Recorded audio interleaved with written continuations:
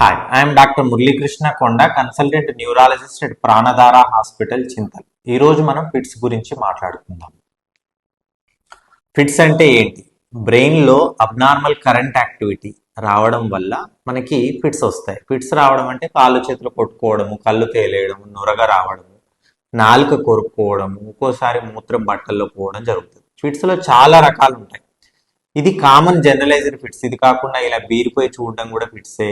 చప్పరిచ్చడము అని చప్పరియడం, ఈ విధంగా చేతులు నలపడం, ఇవన్నీ రకరకాల ఫిట్స్. ఇలా జెర్క్స్ రావడం కూడా ఫిట్స్. ఇట్లా రకరకాల ఫిట్స్ ఉంటాయి.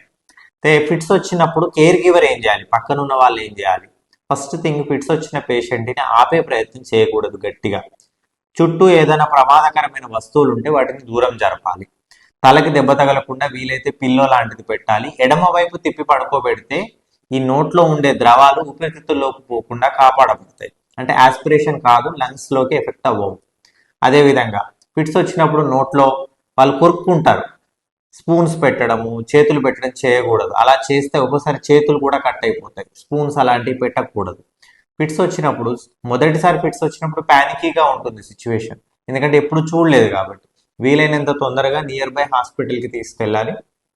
ఫిట్స్ ఎందుకు వస్తున్నాయో తెలుసుకోవడానికి ఎంఆర్ఐ స్కానింగ్, ఈఈజీ లాంటి, అంటే ఈఈజీ అంటే ఎలక్ట్రో ఎన్సెఫలోగ్రామ్ అంటారు. దాంట్లో బ్రెయిన్ లో కరెంట్ యాక్టివిటీ ఎక్కడ తేడా అవుతుందని తెలుస్తుంది. సో ఈ పరీక్షను మినిమం చేయాలి. 100కు 70 మందికి ఫిట్స్కి కారణం తెలుస్తుంది. ఒక 30 మందికి కారణం మనం ఎన్ని పరీక్షలు చేసినా దొరకకపోవచ్చు.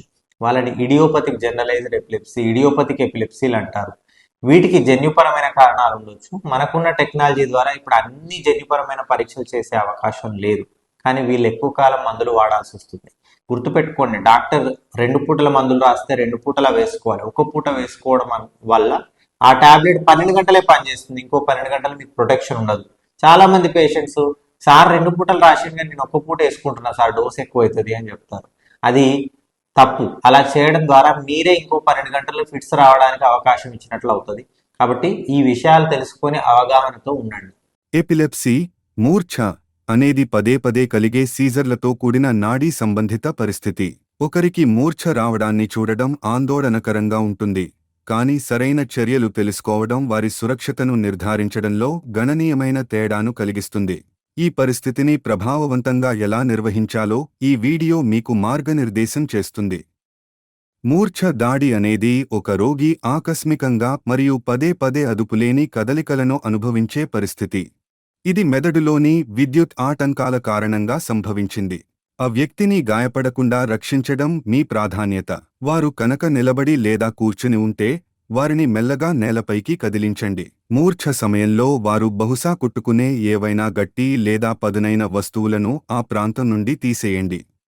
వారు నేలపైన పడుకున్నాక వారి తల నేలను తాకకుండా రక్షించడానికి వారి తల కింద దిండు లేదా మడత పెట్టిన జాకెట్ వంటి మెత్తటి మరియు చదునైన దాన్ని ఉంచండి. మూర్ఛ పెరుగుతున్న కొద్దీ వీలైతే వ్యక్తిని మెల్లగా వారి పక్కకి తిప్పండి. ఇది వారి వాయుమార్గాలను స్పష్టంగా ఉంచడానికి సహాయపడుతుంది మరియు ఏదైనా లాలాజలం లేదా వాంతి సులభంగా కారడానికి తోడ్పడుతుంది. మూర్ఛ ఎంతసేపు వచ్చింది అన్నది గుర్తించడం ముఖ్యం. ఇది ఎప్పుడు మొదలవుతుంది మరియు ఎంతసేపు ఉంటుందో గమనించండి.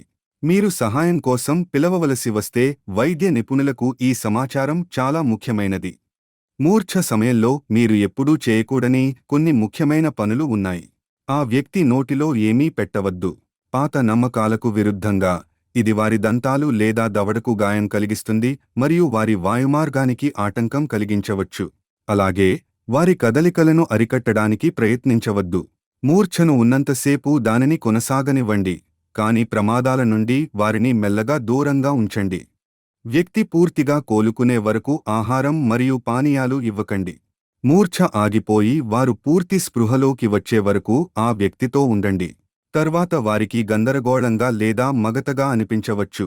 ప్రశాంతంగా మాట్లాడి వారికి భరోసా ఇవ్వండి. అత్యవసర వైద్య సహాయం కోసం ఎప్పుడు పిలవాలో తెలుసుకోవడం చాలా ముఖ్యం.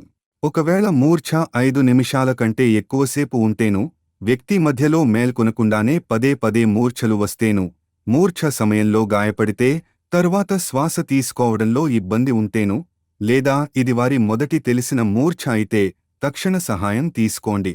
ఈ సులువైన దశలను అర్థం చేసుకోవడం ద్వారా మీరు మూర్ఛ వ్యాధితో బాధపడుతున్న వ్యక్తికి కీలకమైన మద్దతును అందించవచ్చు.